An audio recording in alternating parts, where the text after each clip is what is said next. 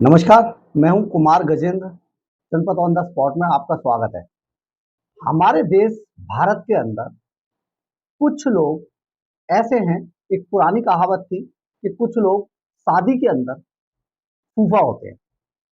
तो जो शादी के अंदर जो हमारे यहाँ एक सबसे बड़ा आज देश को गौरवान्वित करने वाला जो एक आज इवेंट देश के अंदर हो रहा है, उसमें अगर किसी ने सबसे बड़े फूफा की अगर भूमिका अदा की है, तो वो हमारे देश की सबसे बड़ी और पुरानी पार्टी कांग्रेस के राहुल गांधी हैं। राहुल गांधी इस कदर नाराज हैं, जिन्होंने इस पूरे इवेंट के अंदर फूफा की भूमिका अदा की है।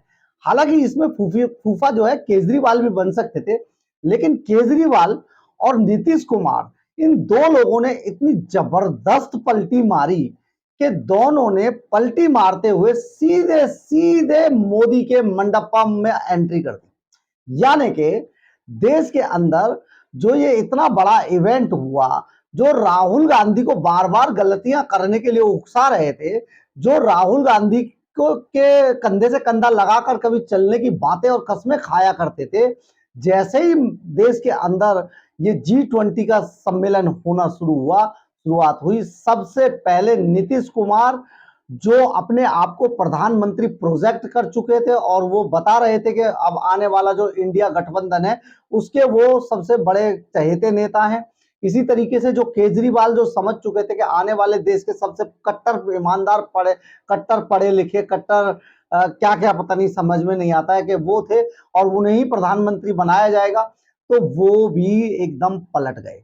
ये दोनों नेता बहुत बड़े पलटू निकले और इन्होंने पलटकर तुरंत मंडपम में एंट्री मार दी। ये लेकिन जो राहुल गांधी थे वो पूरी तरीके से एक देसी फूफा की भूमिका में नजर आए और देश विदेश, देश के अंदर नहीं बल्कि विदेशी मंच पर जाकर एक बार फिर, जब देश के अंदर इतना बड़ा इवेंट चल रहा है जिसमें राहुल गांधी को सरकार और देश के फेवर में बयान देने चाहिए थे, वही राहुल गांधी देश के खिलाफ एक तरीके से देखा जाए तो जहर उगलते नजर आए, आग उगलते नजर आए।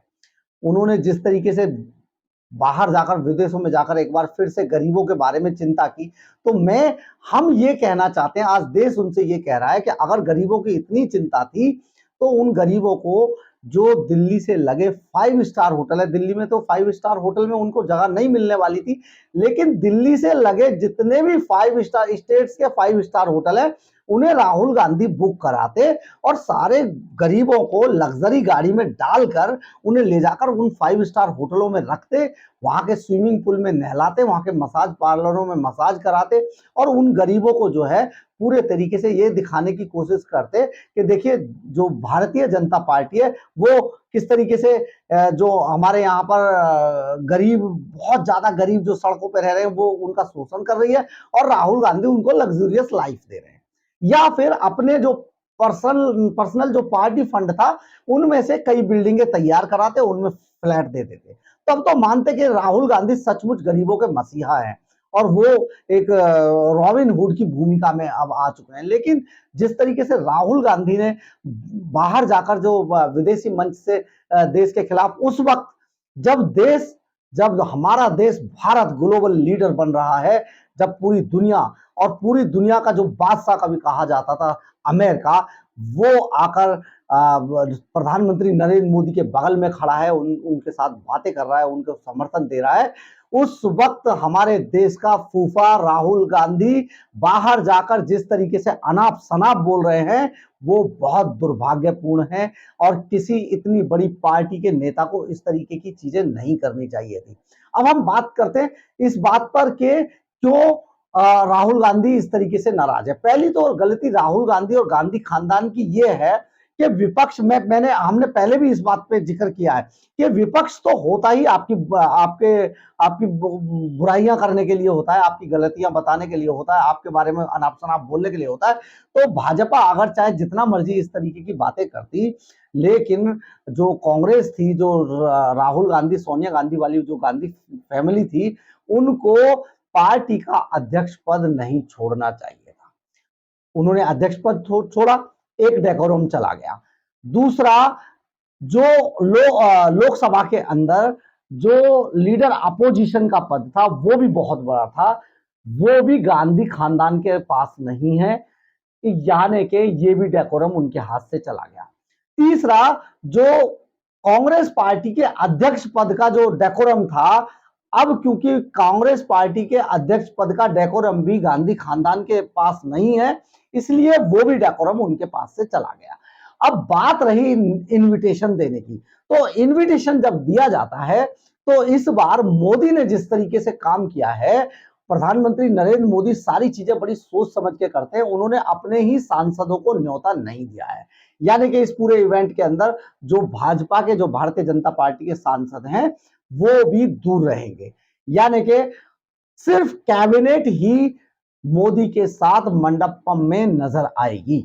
और आ भी रही है, आप एस जयशंकर को देख रहे होंगे, आप निर्मला सीतारमण को देख रहे होंगे, सिर्फ ये। और हम आपको यहां पर ये भी बताते चलते हैं कि प्रधानमंत्री नरेंद्र मोदी ने जो उनके अध्यक्ष हैं जेपी नड्डा, उनको भी इनविटेशन नहीं दिया है, इसलिए किसी भी तरीके का बुरा मानने की कोई जरूरत नहीं थी। और जो अनाप शनाप जो राहुल गांधी बोल रहे हैं, उनको बोलने से पहले जरूर 1000 बार सोच लेना चाहिए था कि वो 140 करोड़ देशवासियों की बेइज्जती कर रहे हैं विदेशी मंच से।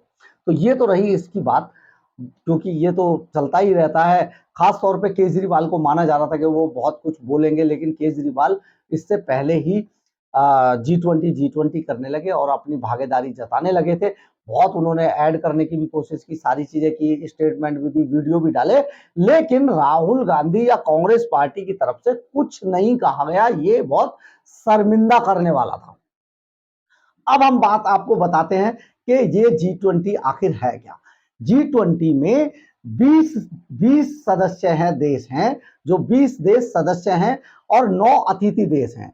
ये 14वां अंतरराष्ट्रीय संगठनों के नेता, इसके अंदर 14 अंतरराष्ट्रीय संगठनों के नेता और प्रतिनिधि मंडल के प्रमुख एक मंच पर मौजूद हैं, मंडपम में एक मंच पर मौजूद हैं, जो विश्व के उज्जवल भविष्य की ओर कदम बढ़ा रहे हैं मिलकर।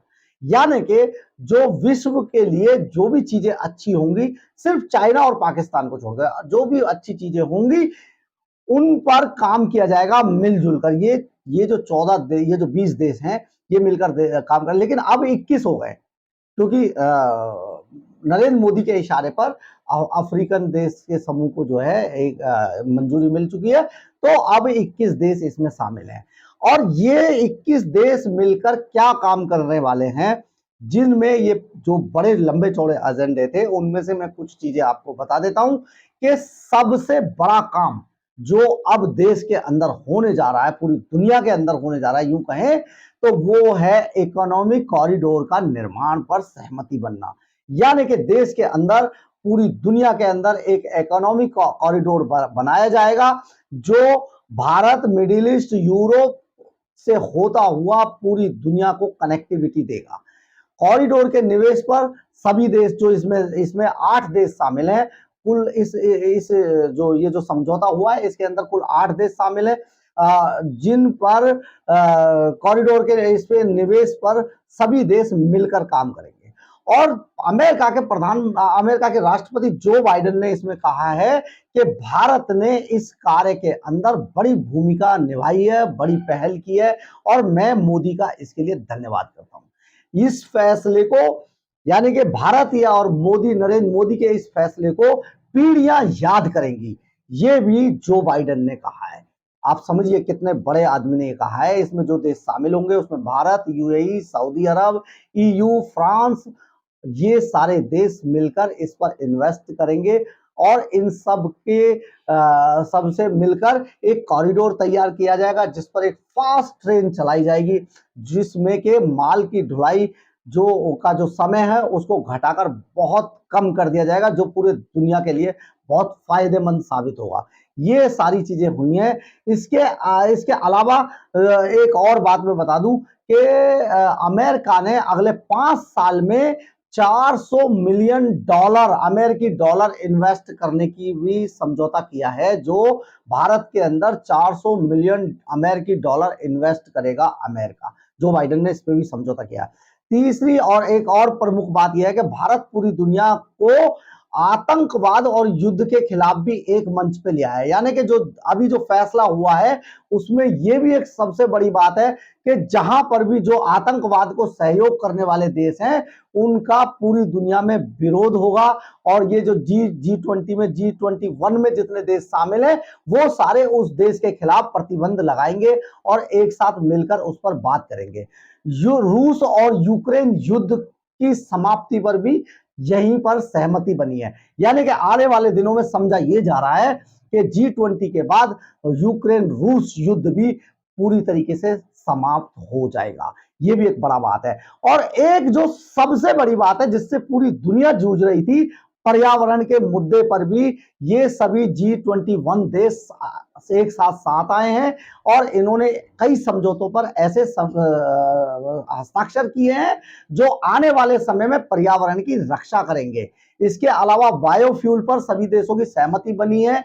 जो बायोफ्यूल आप समझिए कि इंडिया के अंदर सबसे पहली हाइड्रोजन कार आ चुकी है, जो नितिन गडकरी खुद यूज कर रहे हैं और अभी उन्होंने टोयोटा ने उस कार को लॉन्च भी कर दिया है। इसके अलावा टाटा जो कंपनी है मोटर बनाने वाली, उसने अपना प्लांट भी इंडिया में लगा दिया है जो बायोफ्यूल से चलेगी। यानी कि आने वाले समय में पेट्रोल और डीजल की जो डिमांड थी वो भी जीरो पे आ जाएगी, जिससे कि पूरी दुनिया के पर्यावरण को बहुत जबरदस्त सपोर्ट मिलेगा। और हम पूरी दुनिया जिस पर्यावरण के प्रदूषण से जो जूझ रही है, पर्यावरण बार बार पूरी दुनिया को जो परेशान कर रहा है, वो पर्यावरण भी खत्म हो जाएगा। उस पर हम कहीं ना कहीं जो उसमें डिस्टर्बेंस है उस पर कंट्रोल पाने में सफल होंगे।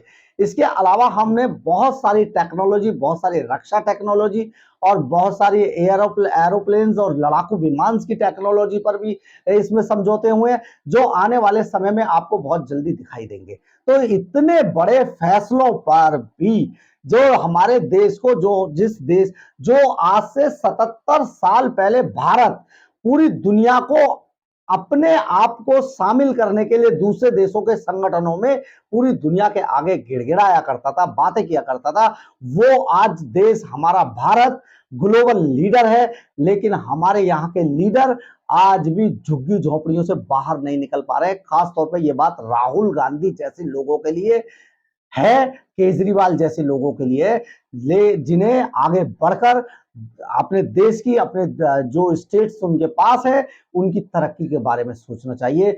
और जब भी कभी ऐसा ग्लोबलाइज चीजें हो जहां पर पूरे देश की बात आए, वहां पर सभी लोगों को, सभी नेताओं को मिलकर काम करना चाहिए। अदरवाइज हमारा जो 140 करोड़ लोगों का जो देश है वो ऐसे नेताओं को निकालकर बाहर फेंक देगा। अगर आपको मेरी खबर अच्छी लगी हो तो आप इसे लाइक, सब्सक्राइब और शेयर जरूर करें, इससे हमें ऊर्जा मिलती है। जय हिंद, जय भारत।